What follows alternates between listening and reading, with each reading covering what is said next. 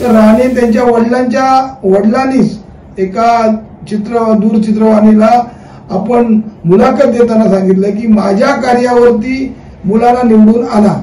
म्हणजे एक मुलगा खासदार होता, एक मुलगा 2 वेळा आमदार होता, त्यांचं कार्य शून्य हे नारायण यांनी सर्टिफिकेट त्या मुलाखतीतून दिलेलं आहे. त्यामुळे आज ही जी दोन्ही मुलं आज स्वतः मिळण्यासाठी जे राणे या फुटल्यानंतर बाळासाहेब धृतराष्ट्र आहेत म्हणत होते, ते आता धृतराष्ट्र कोण आहे ते आता जनतेने बघावं की आपल्या मुलांसाठी काय काय करू शकतो वडील ते बघा आणि बाळासाहेबांना धृतराष्ट्र म्हणताना आपल्या स्वतःकडे बोट दाखवा.